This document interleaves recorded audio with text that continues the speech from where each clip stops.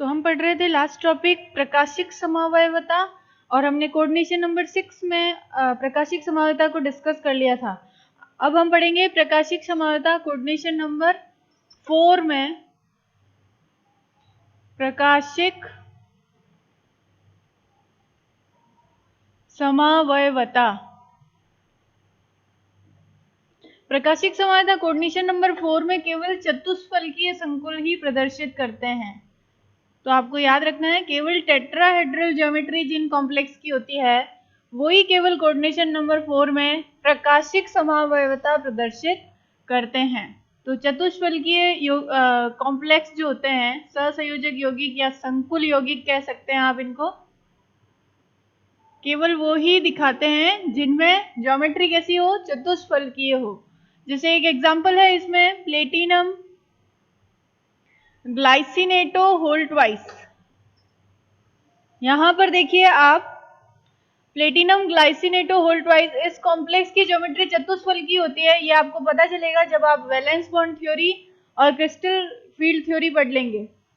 यहाँ पर अभी आपको ये ध्यान रखना है कि इसकी जो ज्योमेट्री होती है वो चतुष्फलकीय होती है। तो इसका स्ट्रक्चर जो ऑप्टिकल आइसोमर है इसके इस तरह से होंगे कि यहाँ पर हमने प्लेटिनम, अब ग्लाइसिनेटो जो होता है उसका एक्चुअल स्ट्रक्चर होता है NH2 CH2 COO नेगेटिव, जिसको हम इस तरह से रिप्रेजेंट करते हैं। ये एक द्वितंतुक लिगेंड है जिसमें दो दाता परमाणु है, एक ऑक्सीजन और एक नाइट्रोजन।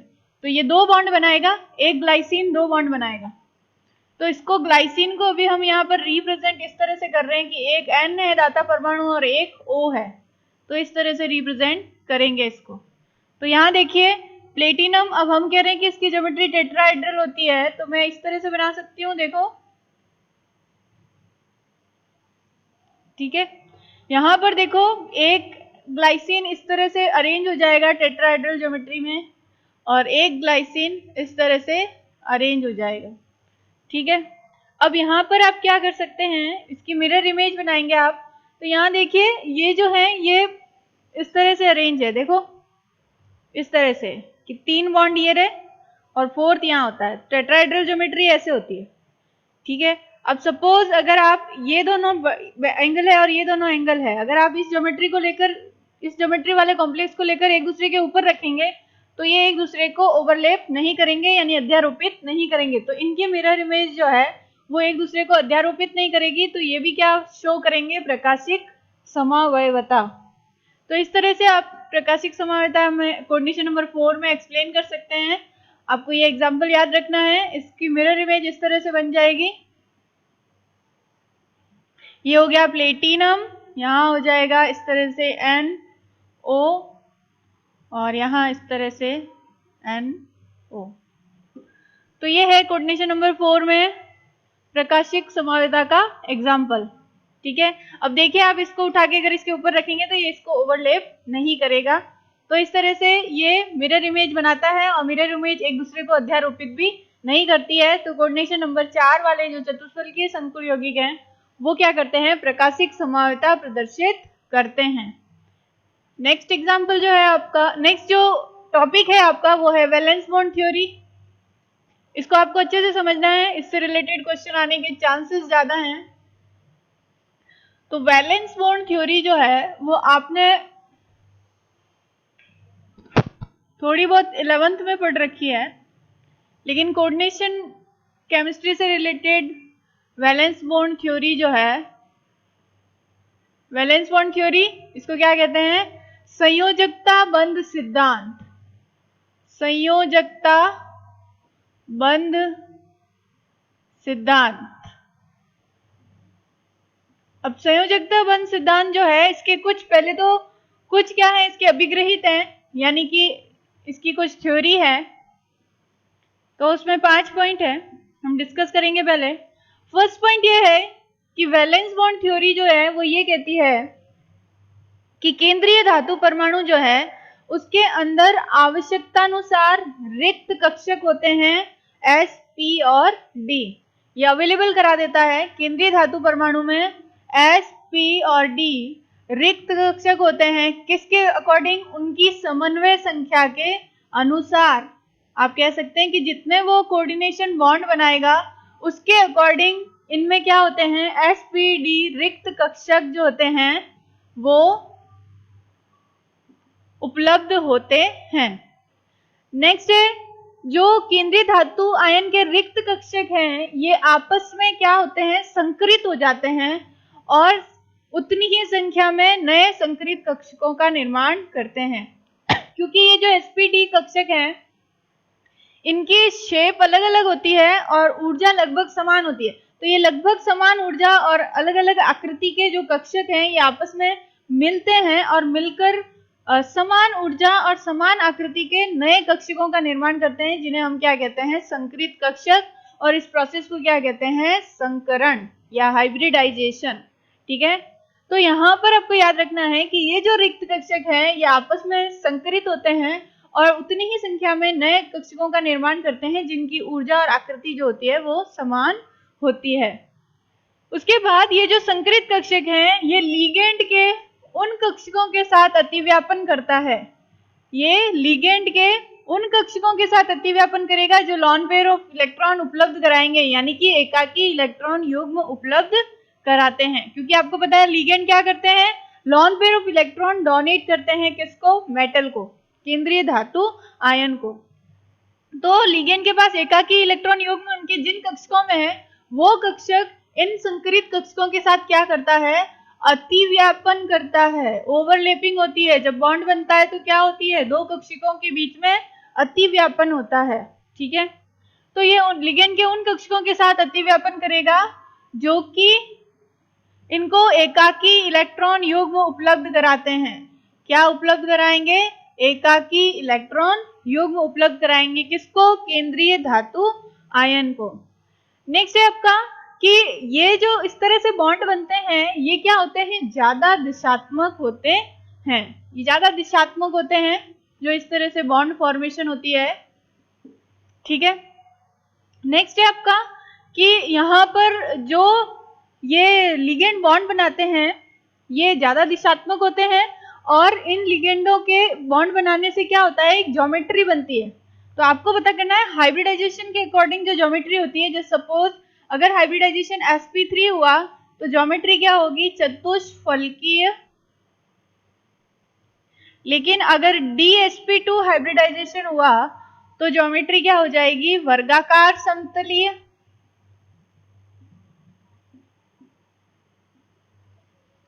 अगर ज्योमेट्री अगर संकरण sp3d2 हुआ तो ज्योमेट्री होगी अष्टफलकीय,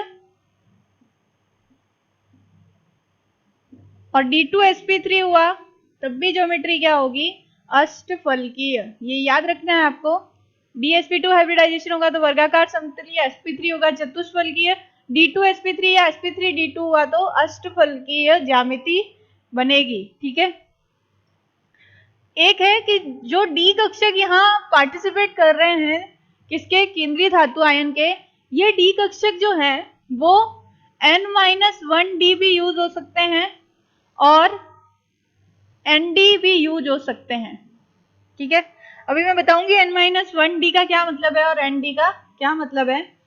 यहाँ पर देखिए, अगर n-1d यूज हुए तो उसको कहेंगे निम्न चक्रण संकुल। ऐसे कॉम्प्लेक्स को क्या कहेंगे, अगर संकरण में n-1d कक्षक यूज होते हैं तो ऐसे कॉम्प्लेक्स को क्या कहेंगे, निम्न चक्रण संकुल। ठीक है, और अगर nd कक्षक यूज होते हैं तो आप ये कह सकते हैं कि अगर आंतरिक d कक्षक यूज हो रहे हैं तो निम्न चक्रण संकुल, और अगर बाह्य d कक्षक यूज हो रहे हैं तो उसे हम क्या कहेंगे, उच्च चक्रण संकुल। उच्च चक्रण संकुल।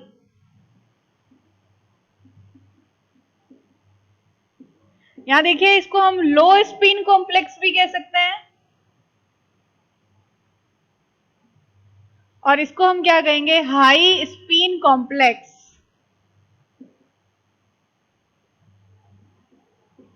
तो ये चीजें याद रखनी है आपको। एक बार फिर से डिस्कस कर लेते हैं। देखो, फर्स्ट पॉइंट है कि केंद्रीय धातु आयन जो होता है उसमें आवश्यकता अनुसार जो होते हैं रिक्त डी कक्षक होते हैं उनकी समन्वय संख्या के अनुसार। दूसरा है कि ये रिक्त डी कक्षक जो है ये आपस में मिलते हैं और क्या करते हैं, संकरित कक्षक बनाते हैं। आपस में संकरण करके क्या बनाते हैं, संकरित कक्षक बनाते हैं, समान ऊर्जा वाले, समान ऊर्जा और समान आकृति वाले क्या बनाते हैं, संकरित कक्षक। थर्ड है कि ये संकरित कक्षक लिगेंड के उन कक्षकों के साथ अतिव्यापन करेंगे जिनमें क्या होते हैं, एकाकी इलेक्ट्रॉन युग्म होते हैं, जो वो केंद्रीय धातु आयन को उपलब्ध करवाने वाले हैं। और इस तरह से जो बॉन्ड बनते हैं वो कैसे होते हैं, दिशात्मक होते हैं। फिर आपको बताना है अगर आंतरिक कक्षक डी कक्षक यूज हुए संकरण में तो उसे ऐसे कॉम्प्लेक्स को हम निम्न चक्रण संकुल कहेंगे, और अगर बाह्य डी कक्षक यूज हुए तो उसे हम क्या कहेंगे, उच्च चक्रण संकुल या हाई स्पिन कॉम्प्लेक्स। दो चीजें आपको क्लियर हो जाएगी जब मैं आपको एग्जाम्पल बताऊंगी वैलेंस बॉन्ड थ्योरी के। और फिर आपको पता करना है कि संकरण के अनुसार क्या क्या ज्योमेट्री होती है या हो सकती है। तो इस तरह से ये वीबीटी के क्या है, अभिग्रहित है संयोजकता बंध सिद्धांत के। नेक्स्ट हम अब इसके क्या पढ़ेंगे, एग्जाम्पल।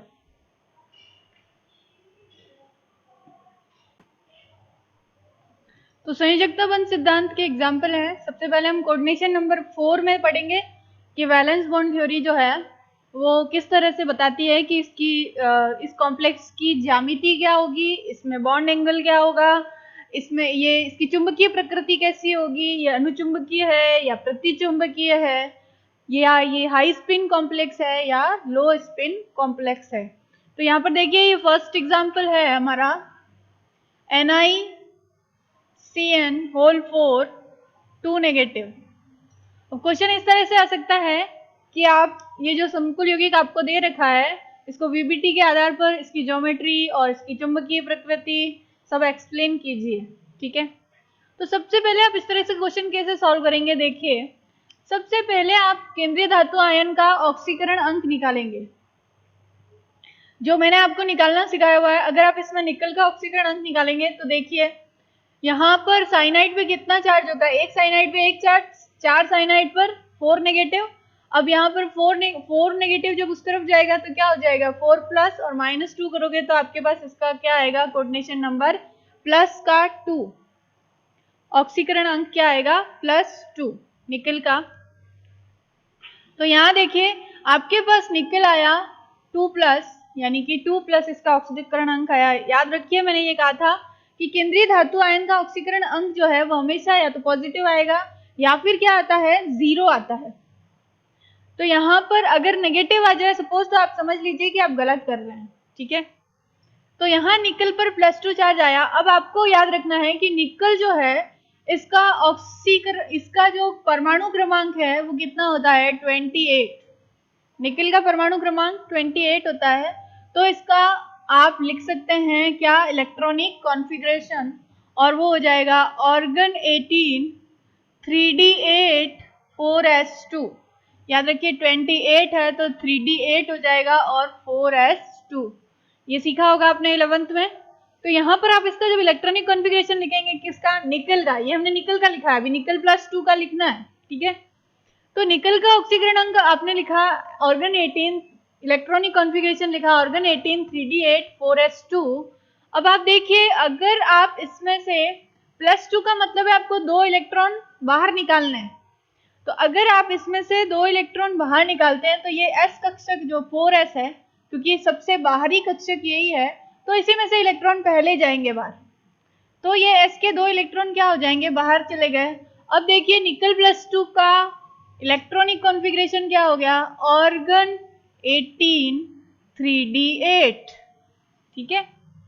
तो इस तरह से आपको समझ में आ गया होगा कि आपको किस तरह से पहले निकल का ऑक्सीकरण अंक निकालना है और फिर उसका इलेक्ट्रॉनिक विन्यास लिखना है, ठीक है। उसके बाद देखिए आप निकल +2 के इलेक्ट्रॉनिक कॉन्फ़िगरेशन के अकॉर्डिंग आप क्या करेंगे, यहाँ पर ये 3d है 1 2 3 4 5, देन 3d के बाद आपको पता है क्या होता है, 4s होता है, और उसके बाद क्या होता है 4p, ये कक्षक होते हैं, ये तो आपको पता होंगे। यहाँ पर आप अगर d में 8 इलेक्ट्रॉन फिल करेंगे तो किस तरह से करेंगे, 1 2 3 4 5 6 7 8, इस तरह से आप इलेक्ट्रॉन फिल कर देंगे। यहाँ पर देखिए यहाँ पर आपको क्या करना है कि ये लिगेंड जो है ये क्या है, साइनाइड है। जब भी साइनाइड हो तो आपको क्या करानी है, इलेक्ट्रॉन की पेयरिंग करा देनी है। क्या हो जाएगी, जब साइनाइड होगा तो इलेक्ट्रॉन पेयरिंग हो जाएगी, क्योंकि केंद्रीय धातु आयन जो है वो उतने इलेक्ट्रॉन उपलब्ध, उतने रिक्त कक्षक उपलब्ध कराएगा जितने की लिगेंड है। तो यहाँ देखो लिगेंड कितने हैं, 4, एक दंतुक लिगेंड 4 है। इसका मतलब कि निकल जो है इसमें इसका समन्वय संख्या कितनी हुई, 4 हुई। तो अगर 4 समन्वय संख्या है तो रिक्त कक्षक कितने होने चाहिए, 4 होने चाहिए। तो यहां देखिए क्या होगा, निकल 2 प्लस, यहां पर क्या होगा, इलेक्ट्रॉन की पेयरिंग हो जाएगी, यानी ये इलेक्ट्रॉन यहां आ जाएगा।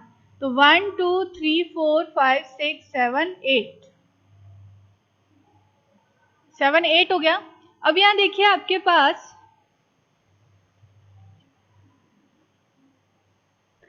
पास एक डी वेकेंट हो गया, ठीक है। अब क्या होगा, यहाँ पर एक साइनाइड जो है वो एक लॉन पेयर ऑफ इलेक्ट्रॉन देगा। मैं इसके लॉन पेयर ऑफ इलेक्ट्रॉन को क्रॉस से शो कर रही हूँ ताकि आप निकल के इलेक्ट्रॉन और इसमें डिफ्रेंशिएट कर पाए। दूसरा साइनाइड एक और लॉन पेयर ऑफ इलेक्ट्रॉन देगा, तीसरा साइनाइड देगा एक और लॉन पेयर ऑफ इलेक्ट्रॉन, और चौथा साइनाइड देगा एक और लॉन पेयर ऑफ इलेक्ट्रॉन। तो यहाँ देखिए आप 3D का एक यूज हुआ है, मतलब डी, एक डी यूज हुआ है, एक एस यूज हुआ है, और 2 क्या यूज हुए हैं, पी। इसका मतलब हाइब्रिडाइजेशन क्या हुआ, DsP2 संकरण। तो इस तरह से आप संकरण पता कर सकते हैं, एक डी यूज हुआ, एक एस, और 2 क्या यूज हुए, पी। ये देखिए ये 4s है और ये 4p है, ठीक है। यहाँ याद रखिए 4p के बाद 4d भी होता है। क्या होता है, 4d भी होता है। यहाँ देखिए, अब देखिए आप, जो आपको क्या देखना है, जो बाह्यतम कक्षक है उसमें s के आगे क्या लिखा हुआ है, 4, मतलब मुख्य क्वांटम संख्या क्या हुई, 4। मुख्य क्वांटम संख्या 4 है, लेकिन जो d यूज हो रहे हैं वो कौन से यूज हो रहे हैं, 3d। यानी कि अगर यहां पर आप मुख्य क्वांटम संख्या की वैल्यू देखें तो क्या है, 3 है, जो कि बाह्यतम कोश के n की वैल्यू से क्या है, 1 कम है। तो अगर मैं इसको n = 4 लिख रही हूं तो मैं 3 के लिए क्या लिखूंगी, n-1, है ना। इसको मैं n नाम दे रही हूँ, 4s को क्या नाम दे रही हूँ, मैं n नाम दे रही हूँ। तो सपोज अगर मैं इसके लिए ns लिखूंगी, इसके लिए np लिखूंगी, क्योंकि ये मुख्य क्वांटम संख्या है, n4 को कह रहे हैं हम, तो यहाँ 3 के लिए मैं क्या यूज करूंगी, n-1d। समझ में आया। तो यहाँ पर देखो आंतरिक यानी अंदर वाला d यूज हो रहा है, यानी कि n-1d यूज हो रहा है, इसलिए ये कॉम्प्लेक्स कैसा हो जाएगा, निम्न चक्रण संकुल। ये कैसा हो जाएगा, निम्न चक्रण संकुल। तो इस तरह से आप पता करेंगे कि कॉम्प्लेक्स हाई स्पिन कॉम्प्लेक्स है या लो स्पिन कॉम्प्लेक्स है। तो ये बात क्लियर हो गई होगी, यहाँ पे हाइब्रिडाइजेशन भी क्लियर हो गया आपको। अब आपको पूछेंगे कि इसकी चुंबकीय प्रकृति बताइए, चुंबकीय प्रकृति। तो यहाँ देखिए चुंबकीय प्रकृति के लिए आपको सिर्फ क्या देखना है कि यहाँ पर आपने ये जो बनाया है ये किसका बनाया है, निकल CN4 2 पॉजिटिव का बनाया है, क्योंकि यहाँ साइनाइड भी आपने लिख दिए हैं। तो यहाँ देखिए आप ये हाइब्रिडाइजेशन इस तरह से आप शो कर लेंगे। ये हो गया DsP2 संकरण। DsP2 संकरण के अकॉर्डिंग मैंने आपको बताया था ज्यामिति होती है वर्गाकार समतलीय।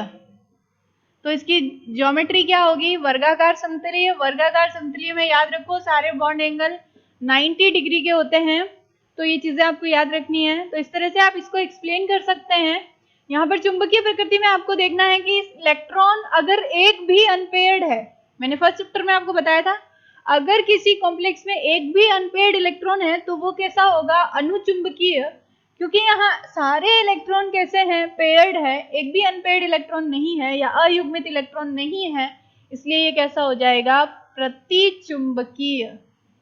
अब समझ में आ गया होगा आपको क्यों प्रतिचुंबकीय ये है ए।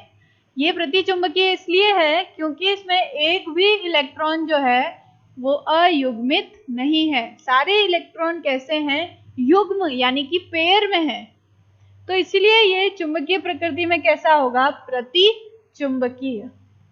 अब आपको इसकी ज्योमेट्री, आपको इसका स्ट्रक्चर बनानी है निकल की, तो वर्गाकार समतलीय इस तरह से बनाते हैं। देखो निकल, फिर आप एक वर्ग बना दो यानी कि स्क्वायर, और यहां पर आपने लगा लिया साइनाइड, साइनाइड, साइनाइड और साइनाइड। और फिर इसका चार्ज भी आप इसके बाद लिख सकते हैं, वो होगा 2 नेगेटिव। सारे बॉन्ड एंगल कैसे हैं, 90 डिग्री के। तो इस तरह से आप वीबीटी के बेसिस पर एक्सप्लेन कर सकते हैं कि NiCN होल 4 2 नेगेटिव जो है इसकी ज्यामिति वर्गाकार समतलीय है और ये प्रतिचुंबकीय है और ये निम्न चक्रण संकुल है, क्योंकि इसमें N-1D कक्षक यूज हो रहे हैं संकरण में। ठीक है,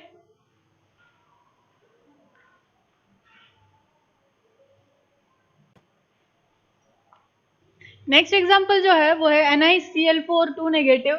यहाँ भी देखिए केंद्रीय धातु आयन जो है उसका कोऑर्डिनेशन नंबर 4 है, क्योंकि क्लोरीन एक दंतुक लिगेंड है, तो एक क्लोरीन एक बॉन्ड बनाएगा, 4 क्लोरीन कितने उपसंयोजक बंध बनाएंगे, 4। तो यहाँ पर भी कोऑर्डिनेशन नंबर या समन्वय संख्या क्या हो गई, 4। अब समन्वय संख्या तो 4 हो गई। यहाँ पर देखिए सबसे पहले आप निकल का क्या निकालेंगे, ऑक्सीकरण अंक, जो कि इसमें आएगा 2 पॉजिटिव। उसके अकॉर्डिंग आप क्या करेंगे, निकल 2 पॉजिटिव का लिखेंगे इलेक्ट्रॉनिक कॉन्फ़िगरेशन, निकल का 28 होता है, तो यहाँ हो जाएगा ऑर्गन 18 3d8 4s2 का 2 इलेक्ट्रॉन बाहर चले गए। यहाँ पर आप क्या करेंगे, उसके बाद निकल 2 पॉजिटिव, यहाँ पर देखिए आपके पास 3d है और 3d में 5 कक्षक होते हैं, आपने ये सीखा होगा। 8 इलेक्ट्रॉन मैंने अरेंज कर दिए।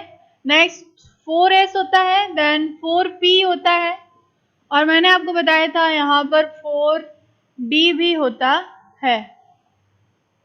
ठीक है, तो यहाँ देखो क्या होता है कि निकल और क्लोराइड आपने यूज किया कॉम्प्लेक्स, तो यहाँ पर इलेक्ट्रॉनों की पेयरिंग नहीं हो पाती, क्योंकि क्लोराइड जो है एक वीक लिगेंड है, वो इलेक्ट्रॉन की पेयरिंग नहीं करा पाता। जैसे साइनाइड के केस में हमने किया था, ये इलेक्ट्रॉन पेयर करा दिया था और यहाँ एक डी वेकेंट हो गया था, लेकिन यहाँ इलेक्ट्रॉन की पेयरिंग नहीं हो पाएगी और यहाँ ये 3D वेकेंट नहीं है, इसीलिए 4D यूज होगा। क्या यूज होगा, 4D यूज होगा। तो यहाँ देखो क्यों यूज होगा, क्योंकि क्लोराइड कितने हैं, 4, तो एक क्लोराइड ने यहाँ इलेक्ट्रॉन दिया, एक यहाँ और एक यहाँ। अच्छा, इसकी जरूरत ही नहीं है, यहाँ पर इसकी जरूरत ही नहीं पड़ी, क्योंकि 4 ही क्लोरीन है, तो 1 2 3 और 4।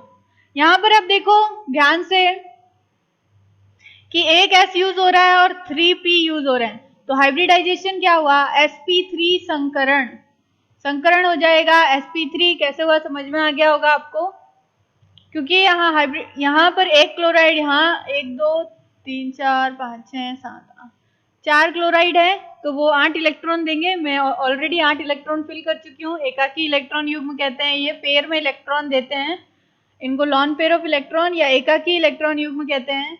तो संकरण क्या हुआ, sp3, क्योंकि एक s और 3 p यूज हुए हैं। sp3 के अकॉर्डिंग आपको पता है ज्योमेट्री क्या हो जाएगी, चतुष्फलकीय।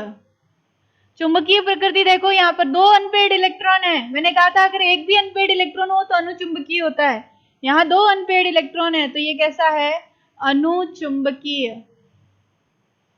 अनपेड कैसे, अयुग्मित, मतलब कि देखो इनका पेयर है, ये पेयर में है, लेकिन ये दोनों अकेले इलेक्ट्रॉन है, तो ये कैसे हुए, अयुग्मित इलेक्ट्रॉन।